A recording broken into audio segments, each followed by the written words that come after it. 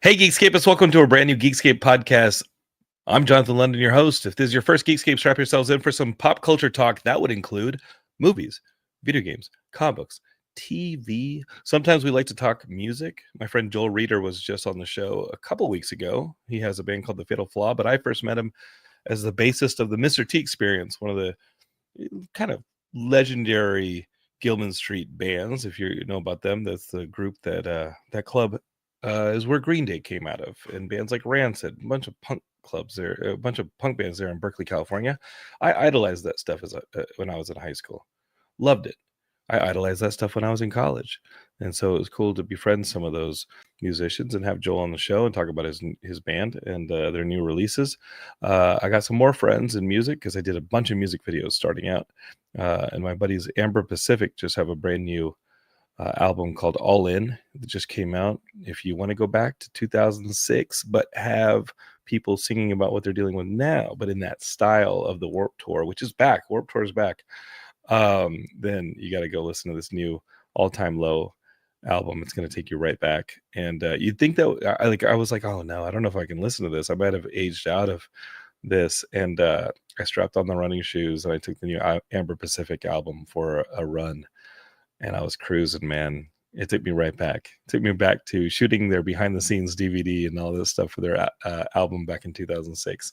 And I was like, oh man, I got to get my boys on the show. Maybe I'm going to ask them. I haven't asked them yet. Maybe I get them on Geekscape for another music episode, but I love music episodes.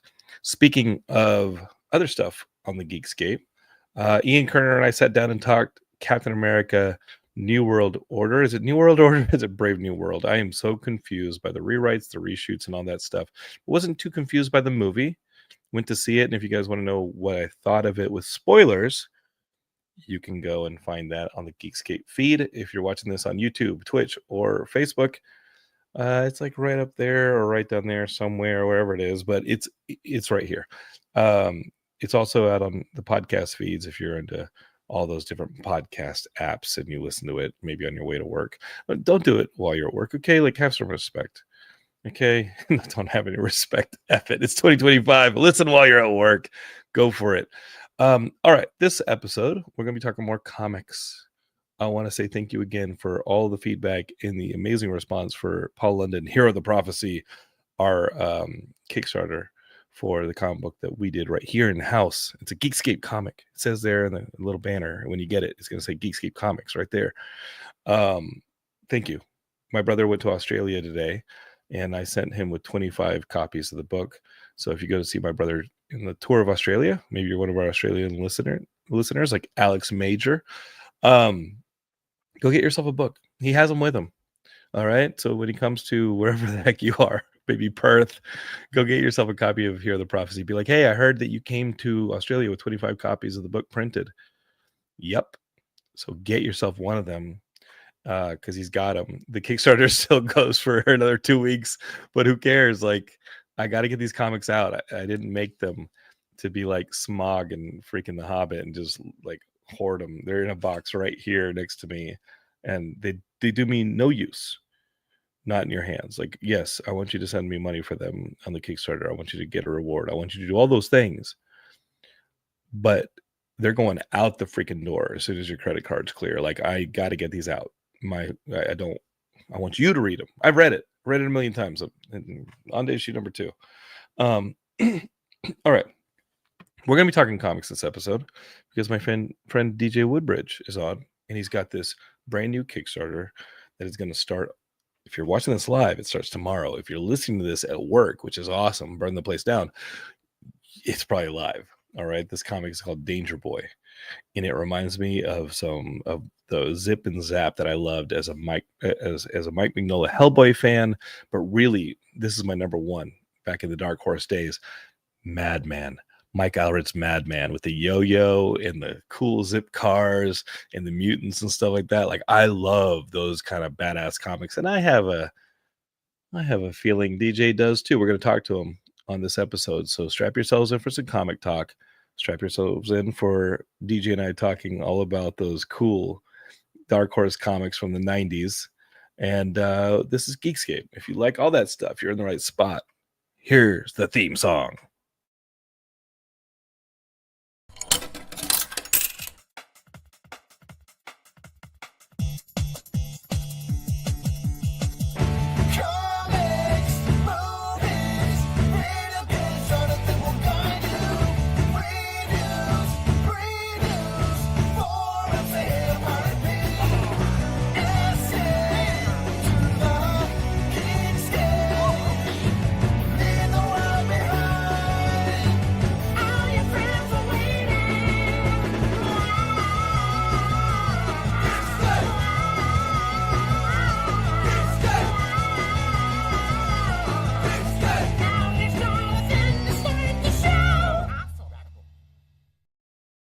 Let's do it. Let's start the show.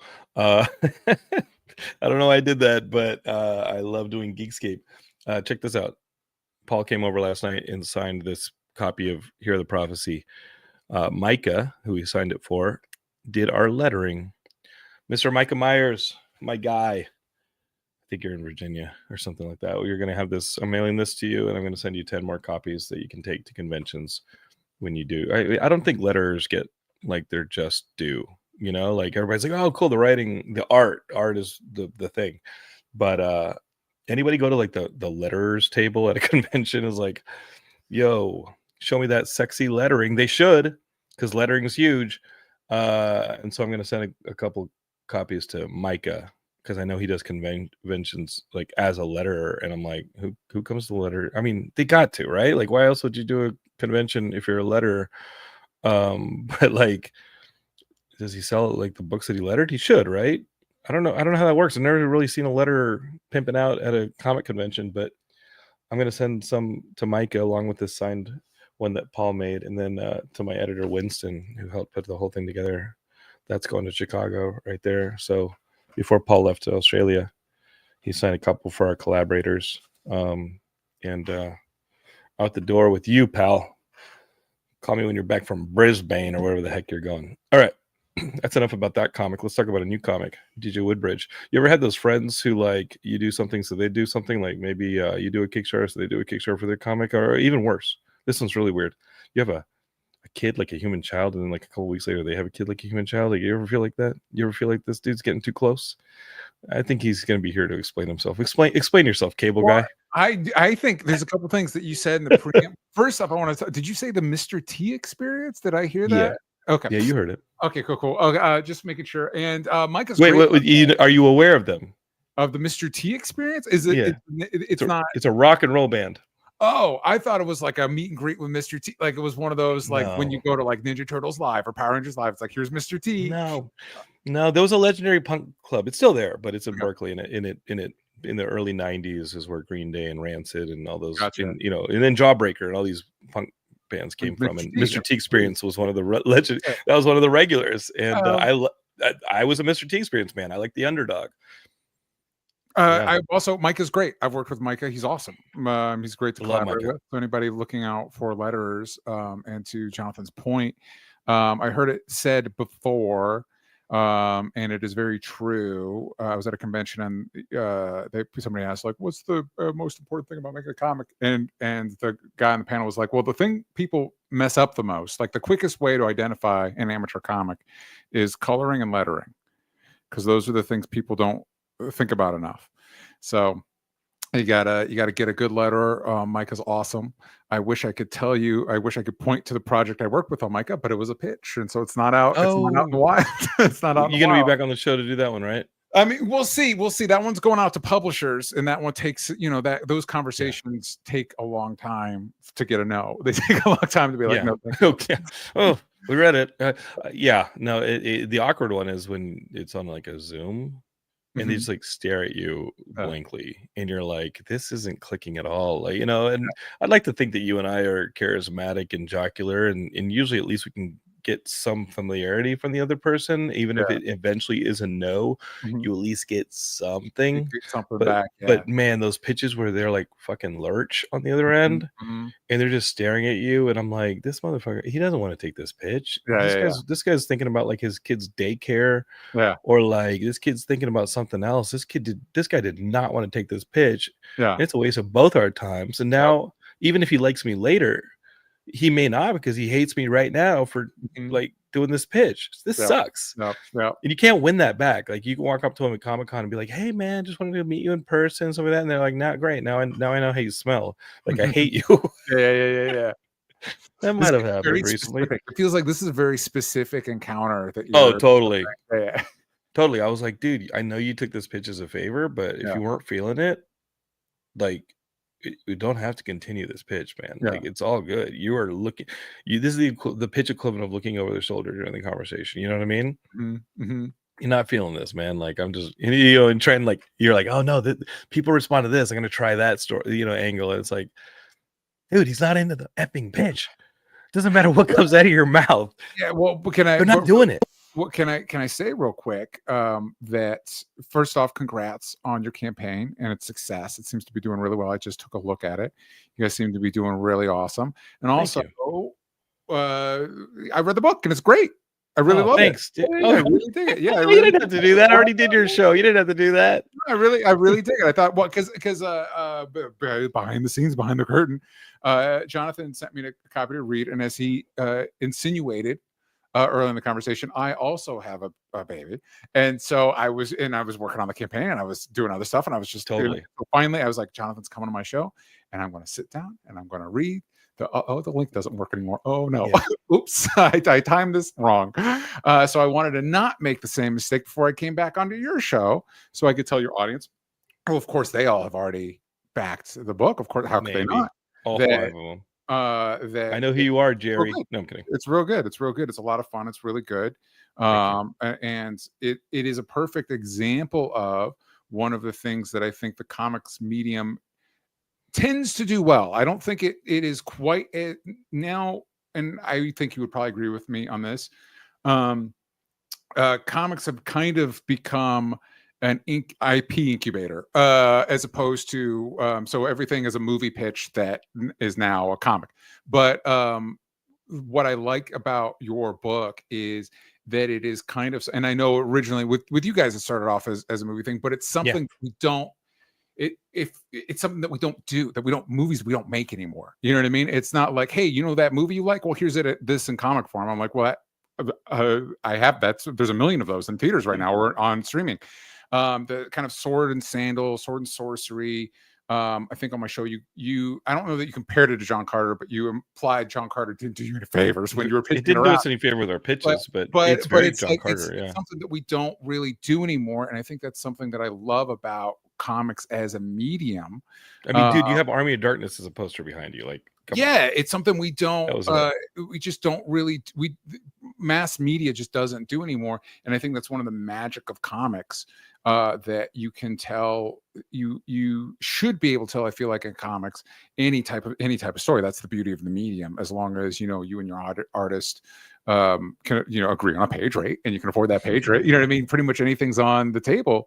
And so it was a breath of fresh air to be able to read it. And I'm glad that it did well because I'm excited for issue 2. How many do you have planned? I don't know. Oh, okay. I mean,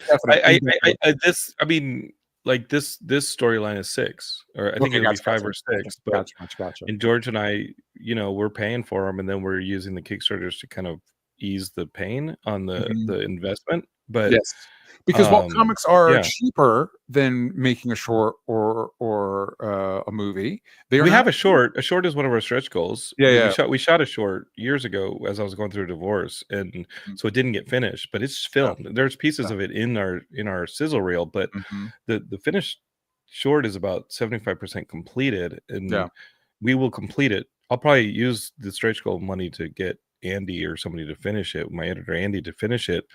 But like we need to add like weird moons in the sky, like little composite effects stuff has to happen. There's a sword going through somebody that has to be done properly, like stuff like that needs to be cleaned up. But there's short, like we're still filmmakers, you and I, DJ. Like you still got to make films, and that's stuff that we used to do. We used to make movies like Beastmaster and Conan and stuff like that. And I think every industry, movies, comics, all of them, the mainstream outlets have become so risk averse because they're like, well, we spent $500 million on this movie, so it has to make $1 billion. It's like, well, maybe don't spend that.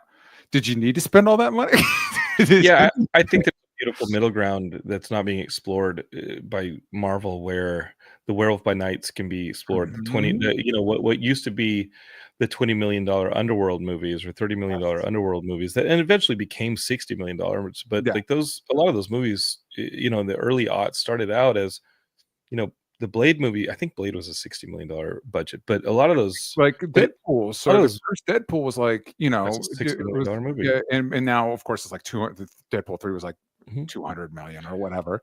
And it would have been more expensive if they would have gotten some of the cameos that they wanted to get. But ultimately, the industry is also doing it to itself, right? Like if you have turned everything into streaming, if you turn anything into a subscription-based model, then I don't know if there's enough butts to put in seats. I don't know if there's enough seats to put butts into that can justify a $500 million budget, or this past weekend's $180 million for Captain America 4. I don't know if you have enough seats or butts to do that every time. You got to be risk averse, which is a sad thing. So where are we going to make our movies? We're going to run around and do like Anora's as superhero movies, which is, we're going to run around the streets and make our movies. Sure. I don't know. I honestly do not know. I kind of tell my producer when he's like, here's a rough situation we're in. And I've had this conversation with George, my partner in Geekscape, who's my partner in Hear the Prophecy with Paul, and my producer Noam, who's my feature producer. When they say, okay, like here's the bug about where the industry is going, and I stop them mid conversation and I say, I hate to be this callous, but I don't care what other people like. I see movies coming out at Sundance every year. I see movies coming out at South by Southwest every year. I see movies hitting the streamers all the time. Someone's making this stuff. We got to find a way to do it. And that's not me putting my foot down and be like, because we're not like that. It's me saying, hey, the gauntlet's here. Let's problem solve. Let's find out how these movies, what's the sweet spot? Who do you go to? How do you change the script just enough to appeal to somebody? What's the what's the Rubik's cube that's going to do this, man? It's happening. Yeah, it's this ethos of, I think video games and everything too. It's this ethos of like infinite. Everything needs to be bigger. So Avengers Endgame was the biggest movie of all time, and then Marvel looked at that and was like, "How do we do bigger?" And the answer is, you don't. You don't do Give me a Werewolf by Night sequel. Yeah, you kind of like you start over and you build to your next end game, because that's how things work. I mean, that's how So like with video games. I've been playing Dragon Age Veilguard, really enjoying it, and it did well. It did well. You have a newborn too. How are you doing this? Listen, sometimes you need to time to yourself, and so I need to get away. I need to not work. I want to tell you how I spend that time, pal. But the EA, the publisher that put it out, it views it as a failure because they spent a lot of money on it, because they, like we were talking about Captain America, there was a plan and then they scrapped the plan and they made a whole other game, and then they scrapped that game and they made a whole other game. And it's like, well, I have one solution that might help you with your money troubles. Don't make 2 or 3 other movies when you're making your movie. Pick the story you're going to tell, make that, and put it out there. Put it out. But the Marvel thing, because we're getting 3 Marvel movies on top of we're getting Daredevil, Born Again, and the animated stuff. No, but I'm talking about that's risk aversion. That's like. No, but I'm talking with Captain America: Brave New World. They shot 2 other versions of that movie. I call it the Seth Rollins cut. Season of Daredevil that they scrapped. Maybe it's bad, but it's one of those that that's where the money's going. Like, yes, so maybe figure that one out. Maybe so like when James Gunn Cat 4 made its money globally. Yeah, but like when James Gunn comes in without P&A, P&A is going to come, but like, yes. We're not going to film frame 1 until there's a script. I'm like, that's how we used to do things. That's how things used to work. Yeah, but they also, I think about the conversation I had with Scott Stockdyke, the effects supervisor for the Spidey movies under Sam Raimi, and I think he still works with Sam. I haven't spoken to Scott in 10 years. Yeah, but the story he told me about trying to make Spider-Man 3 during the strike was they couldn't rewrite it, and Sony was adamant that this movie is going to come out that weekend. And I'll tell you what, Sony was right. That movie made gangbusters, the Spider-Man 3. And I don't think it had the Ang Lee Hulk 70% drop off second weekend that I think Spider-Man 3 stayed strong. Sadly, X-Men Last Stand was the largest opening for an X-Men movie. By far. Like, the studios know what they're going to release these for, and that release date is very important. They don't want to shift these release dates. They have to stick the landing, because that's where their financial advantage is versus the competition. And so whatever they put out, they're going to put out. The thing they might have tried to do with the Marvels and making it an aggressive sub 90-minute movie did not help the content of that movie. They might have been banking on an additional screening each day to make up for it, because it wasn't the longer Eternals that loses a screening, right? It's not the Irishman that you can't really you can't put in the theaters too long, because you literally lose a screening a day because the movie is 3 hours, right? So there is a smart thing. At the end of the day, I think you and I are of the school of it's not a Ford assembly line. We can't treat it like a Ford assembly line. And as you say, wait until the script is right. This thing has to be its own specific thing. But this, ultimately, we're talking about pop culture. Pop culture, the word is popular. It has to be a popular medium. It needs to have the most eyeballs on it as possible. And that's the rule. And sadly, X-Men Last Stand was right. Spider-Man 3 was right. What that tells me is X-Men Last Stand having a great opening tells me X2 was very good. Agreed. Agreed. Spider-Man 2 is arguably one of the best superhero movies of all time. Spider-Man 3. Now, where you take the hit is Amazing Spider-Man. Where you take the hit is X-Men First Class. That's where you take the hit. And time makes fools of us all, because for me at least, I know with like a lot of people, I went in Spider-Man 3, and I was a kid in the 90s. I grew up in the 90s, so I like Venom a lot. So I was excited about Venom and being in the movie, and I came out of that movie very disappointed. And what I didn't realize was that was the best Spider-Man movie we were gonna get. That was it. There hasn't been one as good as that one since, in my opinion, other than maybe because nostalgia reasons, No Way Home, baby. You don't like the Homecoming? No, I like Tom Holland. I don't like the MCU's decision, for whatever reason, to try and keep reinventing the Spider-Man in a supporting cast. Like every time they come in, like, what if Tony Stark was Uncle Ben? I don't know, man. What if Uncle Ben was Uncle Ben? We made like a dozen Batman movies, and we never come in being like, what if Alfred died and his parents were alive? We don't do that with Batman, because there's certain cornerstones that we stick to. Yeah, Amazing Spider-Man didn't work. Amazing Spider-Man clearly was trying to make a Batman movie in a Spider-Man suit. But Uncle, he's inspired by Uncle Ben passing. Aunt May's there, and how inspired was he that he didn't even catch the guy who killed him? But it was, he looked for the lead singer of Nickelback for like one night. My issue and then he gave up. Tom Holland ones with the MCU ones is I'm excited to see Spider-Man hang out in the MCU, in the Marvel universe, not see like Iron Man Jr. Like that's not what what I'm signing up for. Yeah, and they're like, but what if he's Iron Man's sidekick? I'm like, that's what not. If he has what if he has the Iron Spider outfit? What if he has that god awful, ugly ass costume, the gold ass Iron Spider? I don't know. At the end of the day, I think that there's stuff that really, and we can talk about the New World Order. Is that's the name? Brave New World.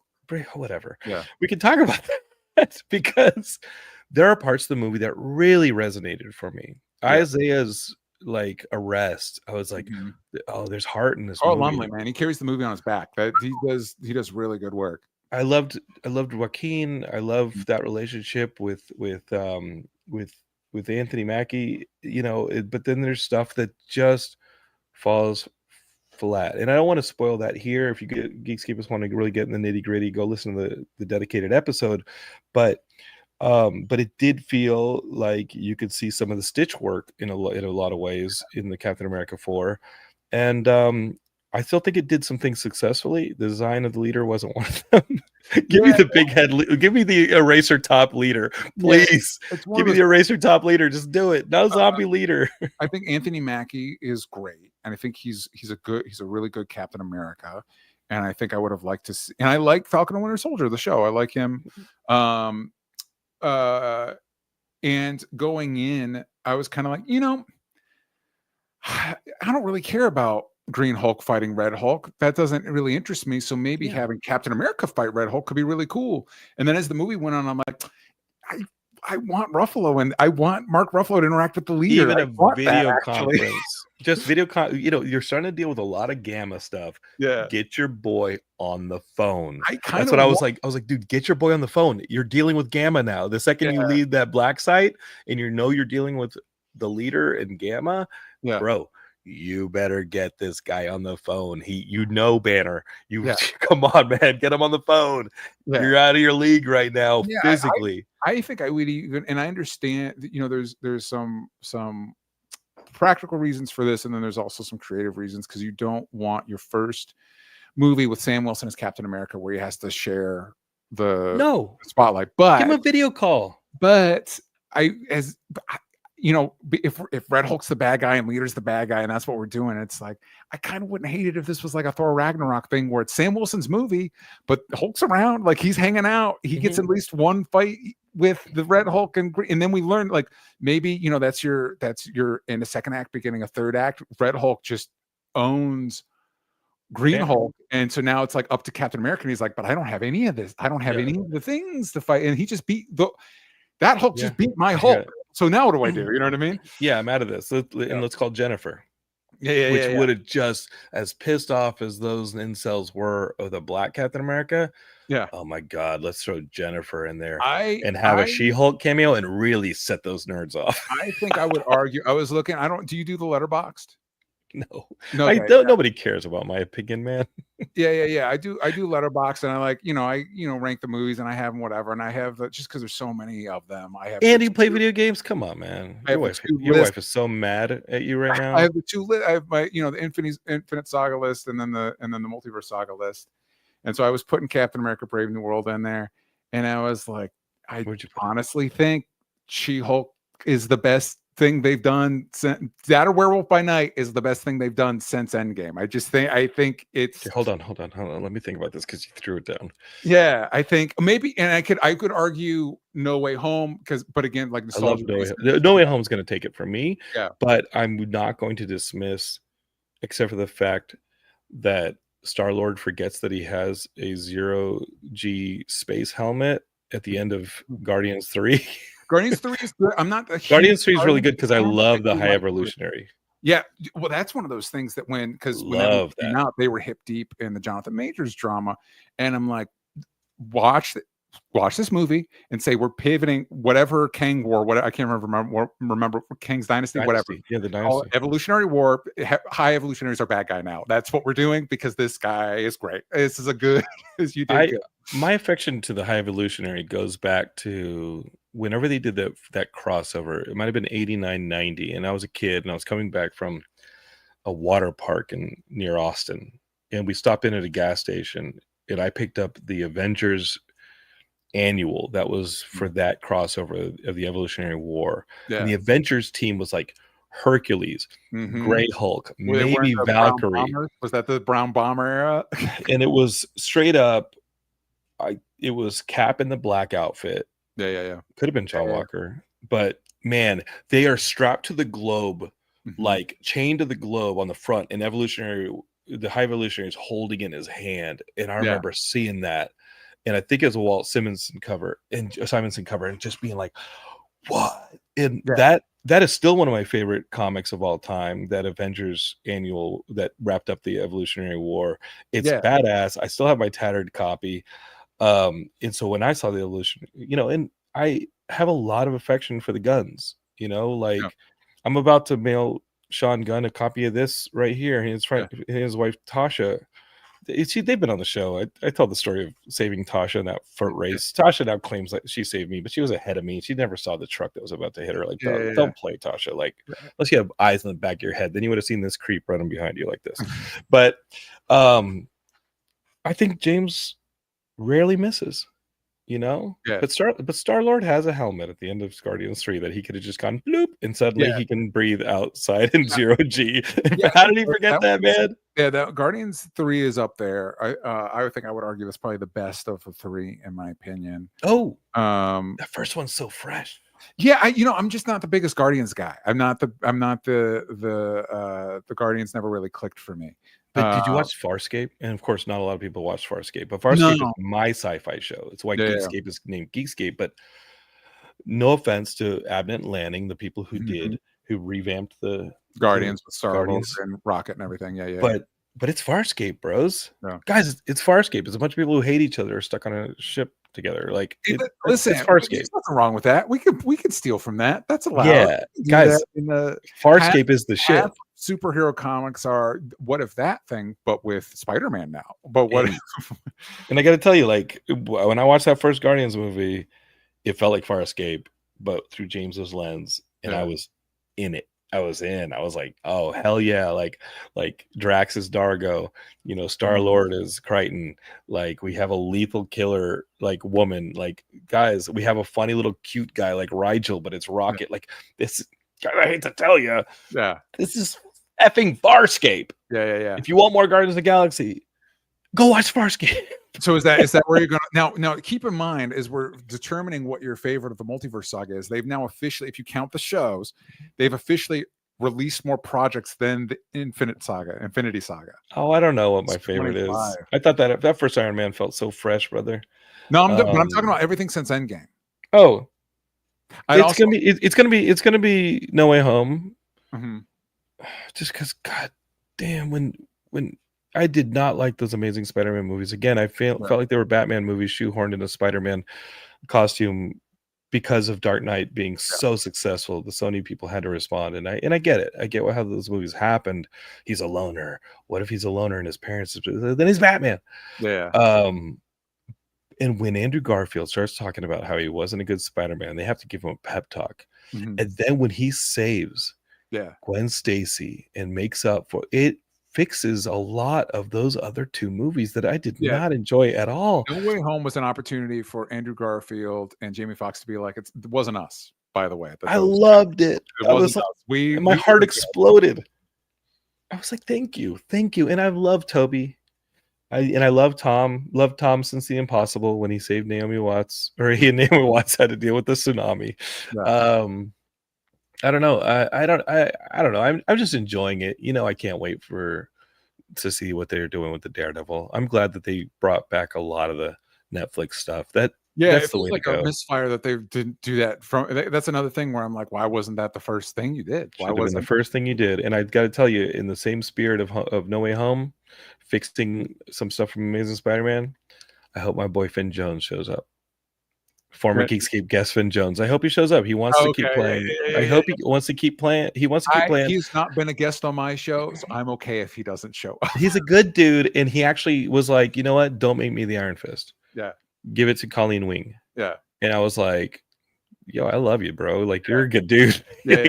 Like, he's got cool ideas, and I want to see my heroes for hire. Yeah. I want to see that stuff. Listen, I'm not against that. Although I think if you ask Mike Coulter, he would say he's aged out of doing Luke Cage. Get out of here, Mike. Mike, come on. Come on, Mike. Hey, Mike, I was your moderator at LA Comic Con. We got along great. Don't listen to these guys. Don't listen to your inner voice, man. You can come on. Luke Cage, a little gruff. Come on. Mike.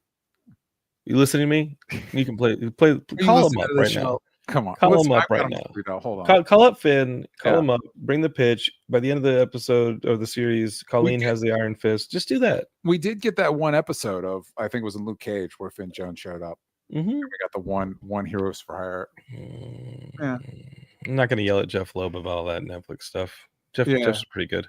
He's pretty good, man. I liked Luke Cage season 2, if I recall. I like that season pretty. I like a lot of the Netflix stuff. I just didn't love all the Netflix stuff. Mm-hmm. I love John Bernthal being back, man. I'm digging this. I'm kind of hoping they learned some lessons, because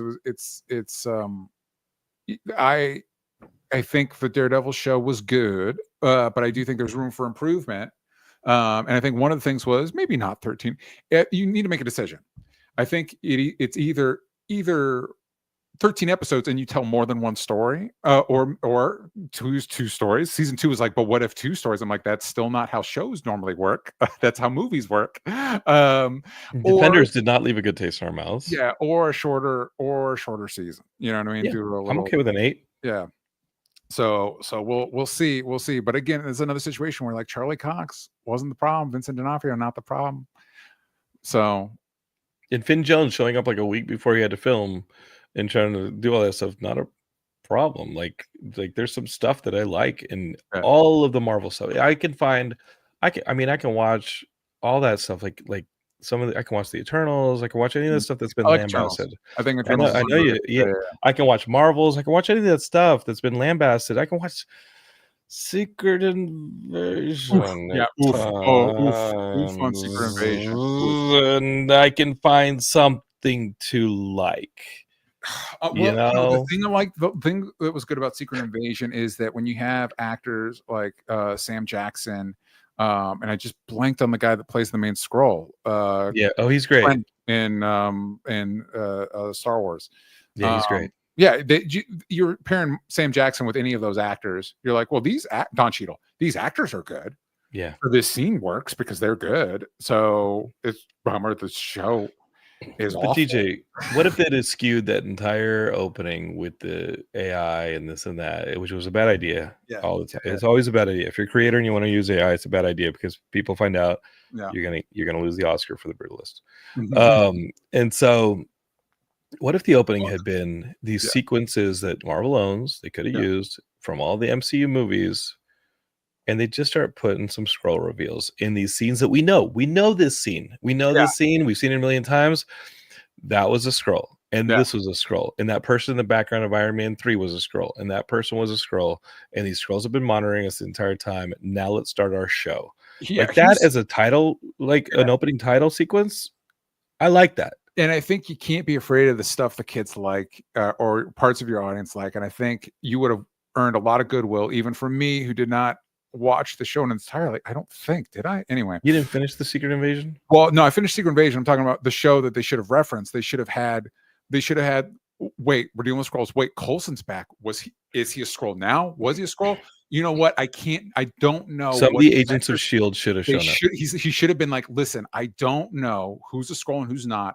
I got this team, and you bring back whatever agents of S.H.I.E.L.D. Bring back Daisy. Bring back, and you would have instantly bring back Mockingbird, who was a freaking scroll in the original Secret Invasion. You would have earned so much goodwill, even if the show. That's how Marvel. That's how Marvel made a lot of its bread and butter. It's like, this movie might be fine, but guess what? You're going to see Cap and Hulk hang out, and you're like, well, that makes it better.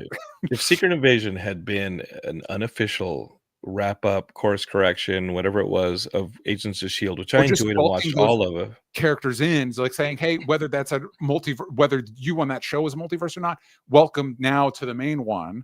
Agents of S.H.I.E.L.D. is not multiverse. Like it is. That is the universe. They went time traveling through the quantum realm before they did it in Ant-Man. Yeah, that stuff is all parallel. You know, they had a great Crusher Creel in there.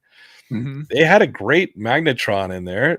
Adrian Pasdar played Magnetron. Like, they have some good stuff that works in Agents of S.H.I.E.L.D. It's just they had some stuff that didn't click. I'm down for some Agents of S.H.I.E.L.D. love any day of the week. I'm down for the Cloak and Dagger love. I'm down for the Runaways love. I'm down for all that stuff.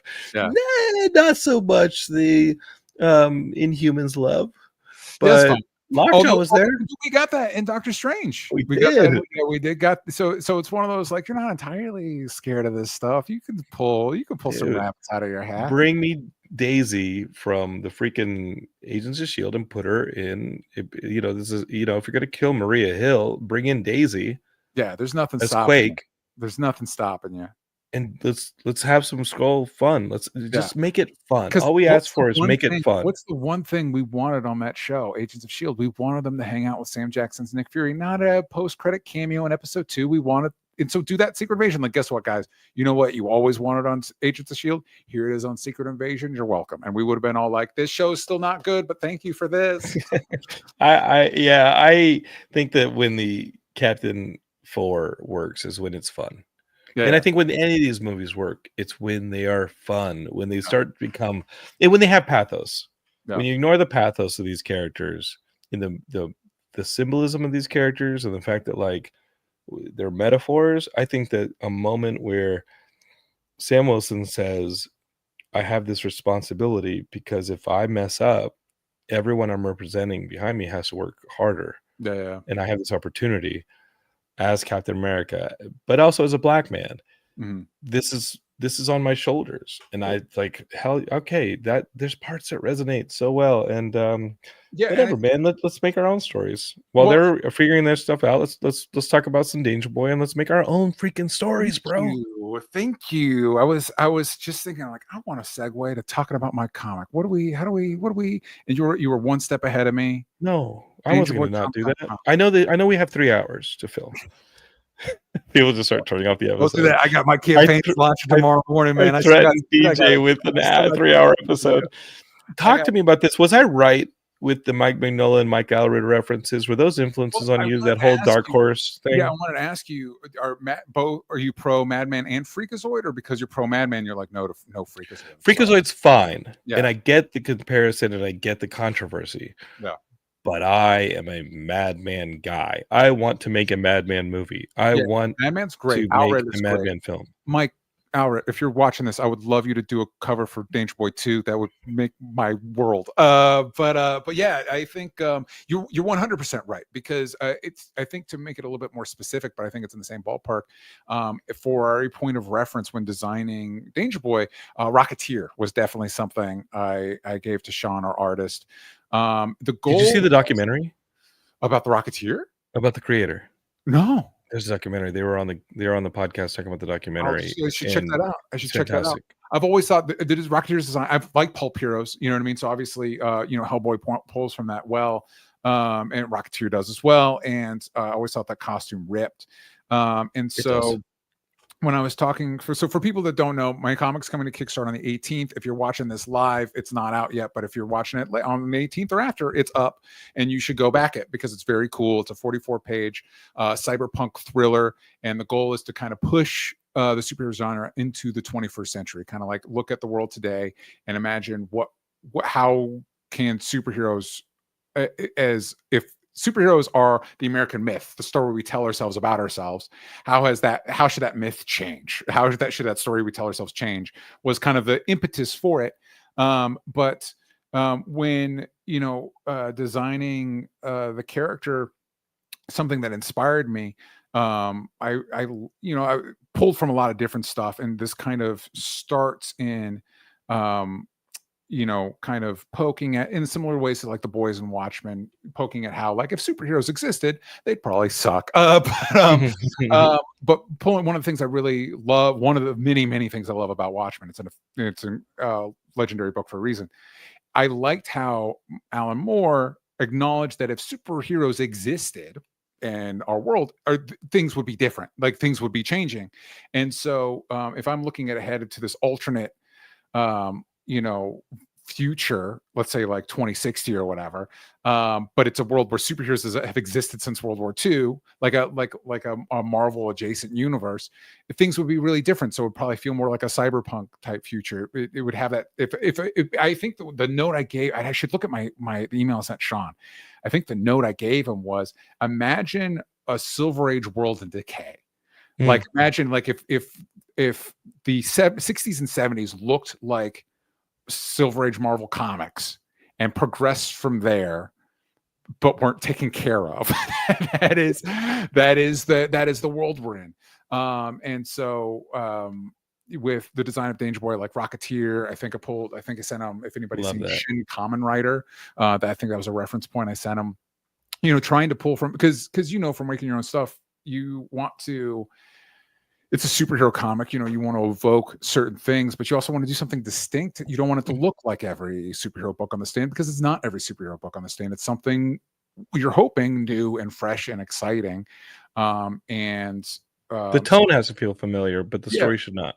Yeah. And so Hellboy's a good example, because it's technically a superhero book, but Mike Mignola is pulling from, that's another Mike I would love to have do a cover for Danger Boi. But what he's pulling from is pulp heroes, Lovecraft, like it's a different well, so it gives it a different distinct feeling. And so hopefully when you're reading this book, it gives you everything you love about superhero comics, where it's fast paced, it's exciting, there's characters that you love, colorful characters that really stand out, but it also feels distinct. It feels like something that you wouldn't get from the big two, because if you love the books put out by Marvel and DC, I got good news for you. There's plenty of them. But this is something you really can only get in an independent format. You could really only get on Kickstarter. And I really wanted, because this was a book. I was, pitching this book to publishers, and I'm like, hey, do you want my anti-capitalist superhero comic? And they're like, no. Like, no, we're owned by this giant corporation. Are you crazy? Like Dark Horse secretly got bought like over Christmas. You remember? It got bought by their company. I'm like, Mike Richardson, no, you were one of the last bastions. Yeah, so it's like, okay, so if I'm doing it on Kickstarter, I might as well own it. I might as well just do literally everything I want to do with this story. Talk about the stuff that you wouldn't, corporations wouldn't want you to talk about, and talk about the stuff that upsets me, because I think that's what you were just talking about. Like, this is superhero stuff is popular art. You want it to be popular, but it's also art And so it's It has supposed to be personal. create a feeling. I want to express these feelings, and hopefully the readers that are consuming it. That's one of the things I like about art is you're able to communicate with people thoughts and feelings through time and space. You could pick up a comic from the 60s before I was alive, and that artist is conveying a thought or a feeling that I'm able to connect to and now, and that artist could be long dead, but now we're communicating to each other through this piece of art. And it goes on and influences the stuff that I'm working on and hopefully impacts other people. And How that's is this all personal to you? stuff, but DJ, like, it's for me, like, I think I told you after I was on the show with you and Roxy, and like, I thank you so much. Like, I found your audience. We love having you on. So gracious. Your audience was so nice. And my audience hates me. But familiarity breeds contempt. I understand. But I really just I really only think we have time. I have time on this planet for love letters now. I'm gonna write a love letter to my brother. I'm gonna write a love letter to my daughter, my wife. I'm gonna write a love letter to my country. That's what Super Action Man is, even if it's stupid. I'm gonna write love letters to things, you know, and in storytelling is very personal to me. And you may read it and be like, oh, it didn't feel personal, it just felt fun and cool, but they're always really personal for me.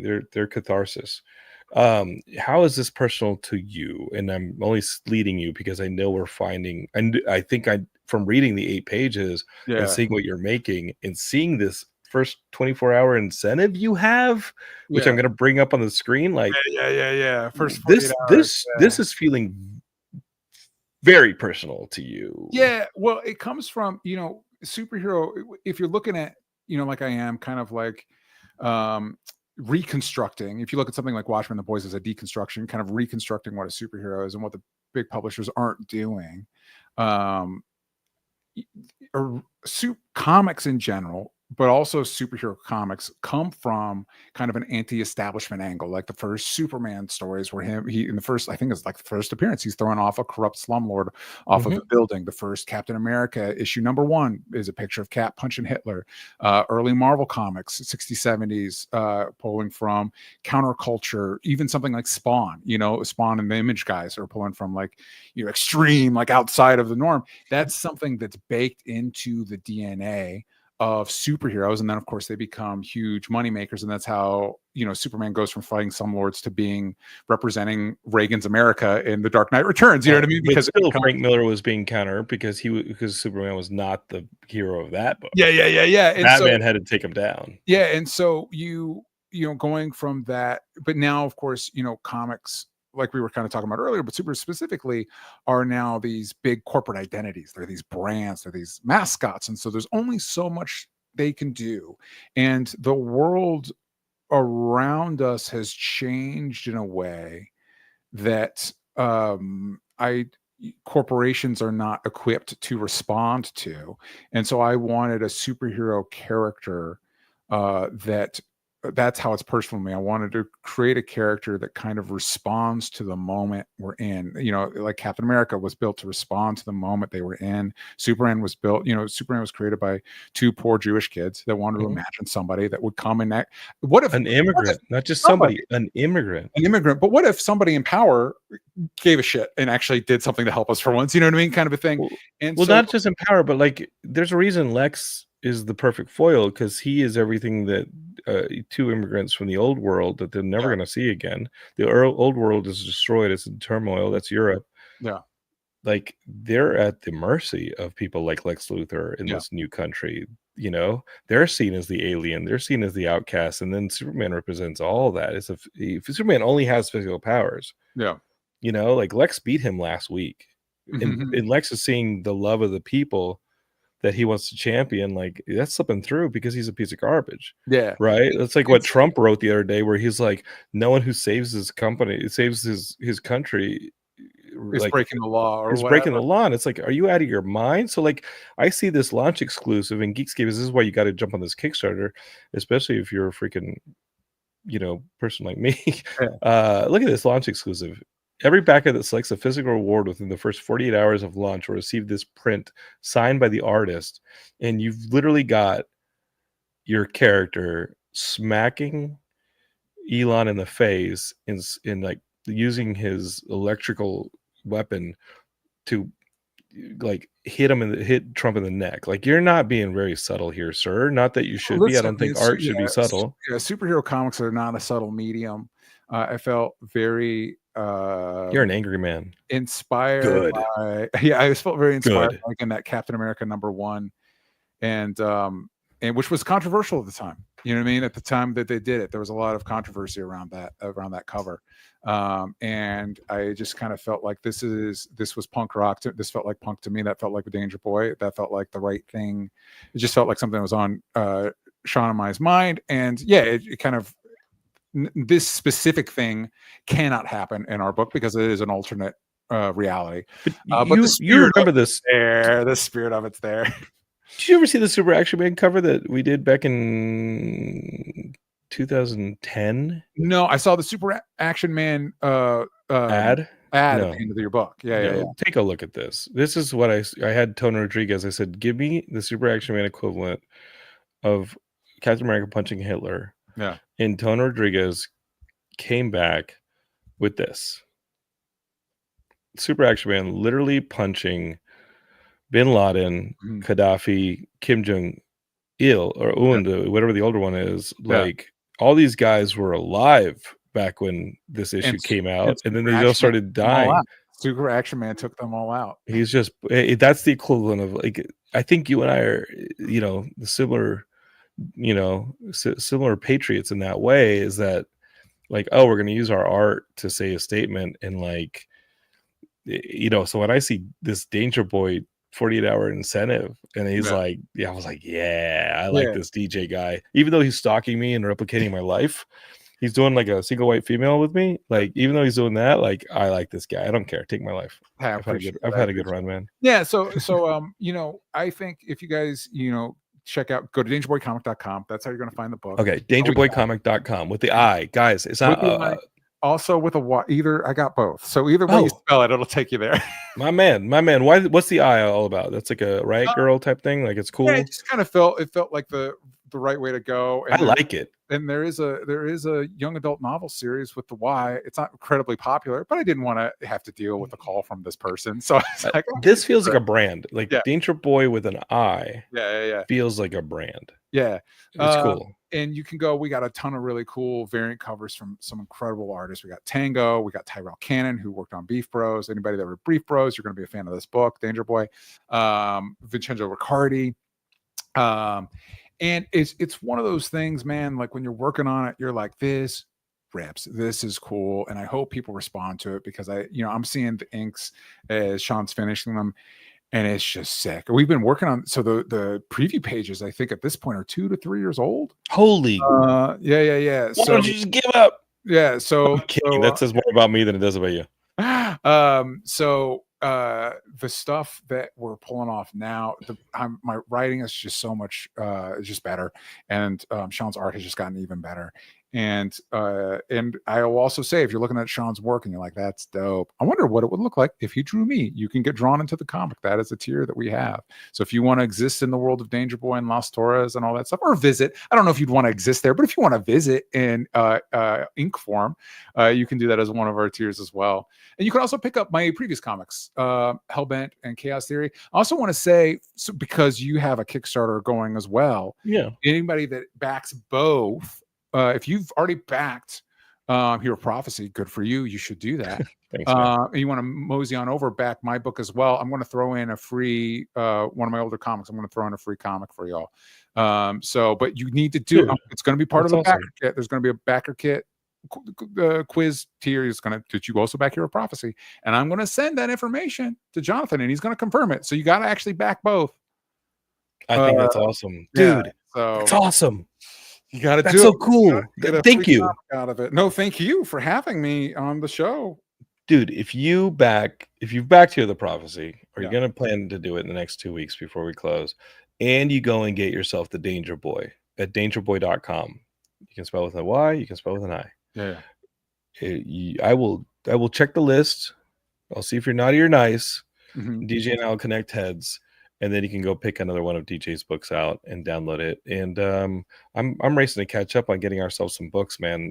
I think it's so cool that you have a library of books. I think it's so cool that you're going to come to Comic-Con and sign at our booth too this summer. Well, let's hope it does well enough to warrant that. You have some of these printed out, right, man?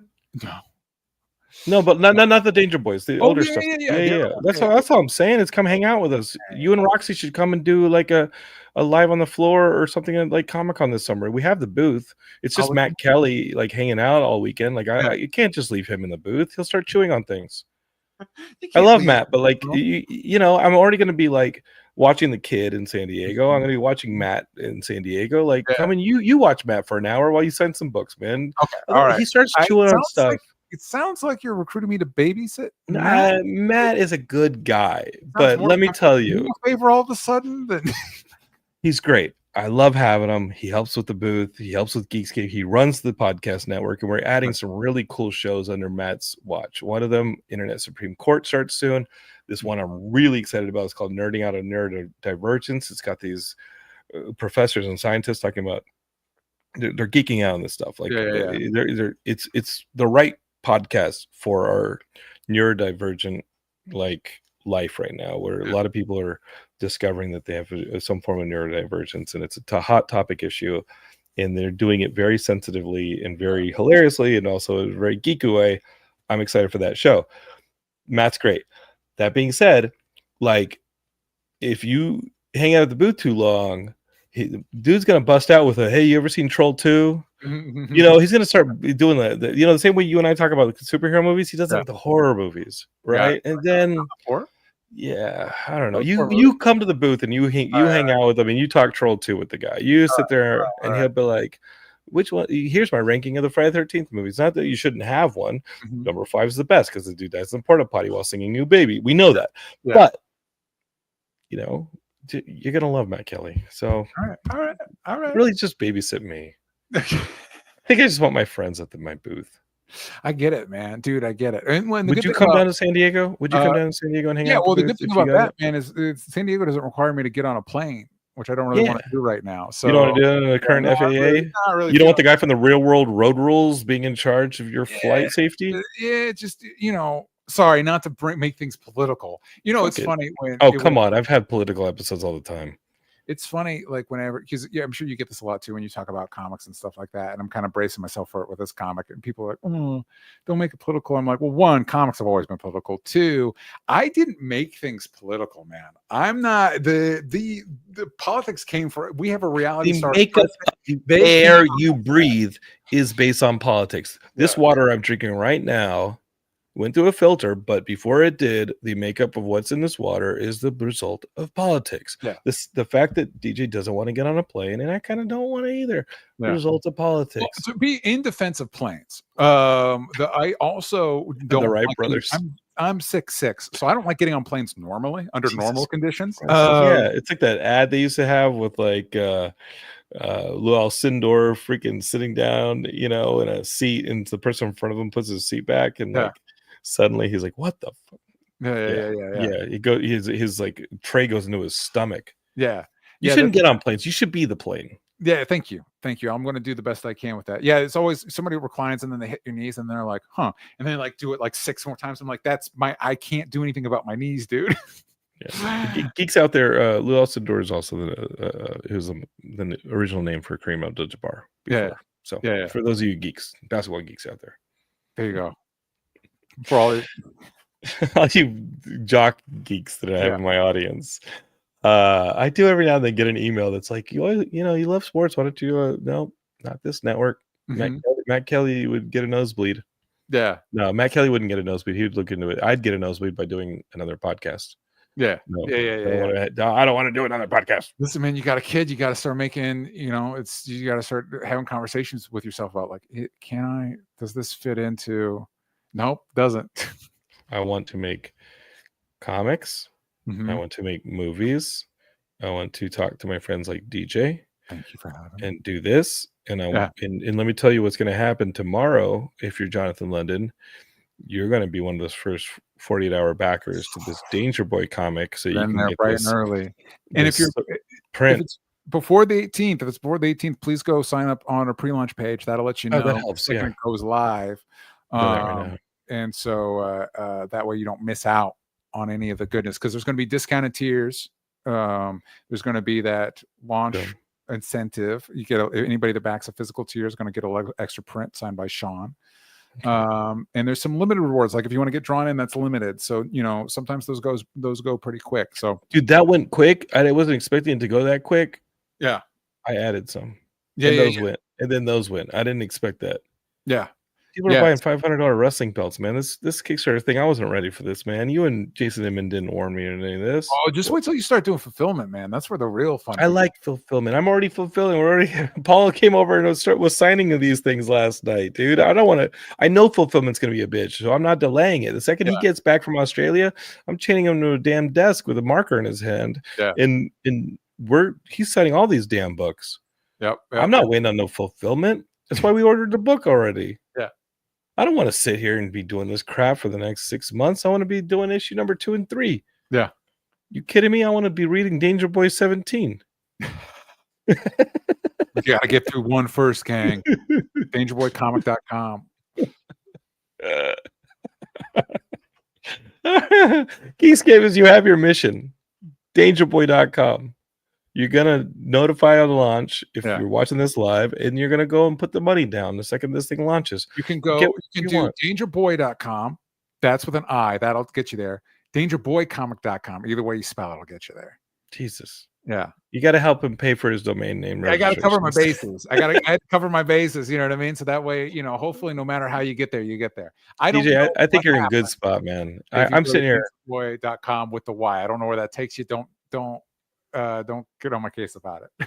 You have, I think, as many followers as we did right before we launched. I think you're gonna do swimmingly, my friend. Thank you. And you've got my money, and we're gonna push you out here on Geekscape as well. You know what I mean? Like we're gonna keep pushing this thing too. Geekscape bump. I think so. You need whatever that's worth. I need a cover of Super Action Man with him backing Danger Boi, and then it'll happen. That's the secret. That's the secret sauce, dude. The Super Action Man scripts I've written, I have to get made before they start becoming not topical anymore, because I'm just so in love with them. But I have this Brazilian artist who drew the piece in the book, and he's just itching to go, and I'm like, dude, hold up, we just need a little bit, and we pay for these comics in advance and try and soften the blow with the Kickstarters, but loving it. I want to write these Sam scripts. Got to go. They got to start getting made. Yep. Make it happen, man. We're gonna have the team ups soon. Mm-hmm. We're gonna do a cool crossover. We'll do a crossover. Yeah, man. It's comic books. We're gonna do that. It'll be like, did you read? Did you pick up a Local Man? The comic Local Man. Local Man was my favorite indie. It's sick. Tony Fleece was one of my biggest supporters on this comic. Yeah, I love Tony. They do what I love. Invincible does the same thing. They do the type of crossovers that Image Books do that I love. That it's like, this is not part of any universe until we do a crossover. Then actually, guess what? Invincible's right over there. He's been there the whole time. Love it, dude. I loved that. Local Man, Tony, and all those guys have been big supporters of Geekscape, and they've been on Geekscape, and Tony knows this. I texted him the second I finished the last Local Man issue, and I said, dude, what the fuck? Yeah, you gotta make more of these. And of course they got Farrell. He and Tony Rodriguez, who did the same cover, like they got Farrell, and I think Farrell's awesome. Yeah. Local Man was just such a great commentary on our comics industry and us in the 90s. Let me tell you this, if you're a fan of Local Man, check out DangerBoyComic.com. Yeah, I know. If you're a fan of comics, look at the artwork. Like, this is a comic for comic book fans. This is a comic for fans of anything, really. Like if you're a fan of storytelling, and especially indie storytelling that has something to say, I like this. I love your stories, but I think this story is the one that excited me the most, because when I saw how angry you were with the, when I started seeing Danger Boi punching fascists, I was like, this is the one I like. Okay, good. Danger Boi punching fascists. So if you like that, you're gonna love Danger Boi. Yeah, this is my comic, man. This is, of all the DJ Woodbridge stuff that I like, the Danger Boi is the one that I love. Well, I hope a lot of people feel that way because I'm really proud of it. I think it's really, it's just one of those things. Like, this is definitely something I'd be picking up and I'd be excited for. And so you hope people feel the same way and respond to it. Well, if you want to see the Super Action Man team up with Danger Boi, and again, if you back this and you back Hear the Prophecy, you get some more comics. Yeah, I think what you guys are going to get is Chaos Theory, because I think that is the one that is the most similar to Hero of Prophecy. Kind of like a pump. It's got a fucking dinosaur on the cover. Yeah, give us that. Yeah, that looks badass. So if you want an issue of now, if you want the whole volume of Chaos Theory, that's a tier on the thing. But you guys are gonna get the first issue of it if you back both. But you got to back both. Okay. That it's got a dinosaur on the cover. Geekscape, let's go do it. DJ, go back to your wife and kids. No, you're not gonna do that. You're gonna go to your campaign. Yeah, you're going to your campaign. Oh my God. It was one of those things. It's one of those things like, yeah, I'm doing good. And then you get to the last day, you're like, I'm so behind. Oh my God. I was just like, okay, which credit card does this go on if I like stall at like $3,000? Yeah. Like, which credit card is going on? Mm-hmm. And I was sweating. I wrote about it in I have a Substack. Geekscape it's Geekscape at Substack, and I read about all my fears on my Substack as a creator. Mm-hmm. I'm like, hey, and then talk about how you push through them. And here we are. Yep. Love you, buddy. Hey, thanks for having me, man. I really appreciate it. I really appreciate you having me on the show. We're going on the parent journey together. We're going on the Kickstarter journey together. Do you see her Bloodsport outfit? She's a Bloodsport onesie. I didn't. That's awesome. I'm sending you. Okay. Geekscapists, we got to go so I can text in these photos right now. Yeah. She's ready for the Kumite. Hi, guys. We'll be around. We're going to do Friendly Neighborhood Spider-Man with Ian, I think next episode in the feed. So look out for that one. Okay. Wow. Peace.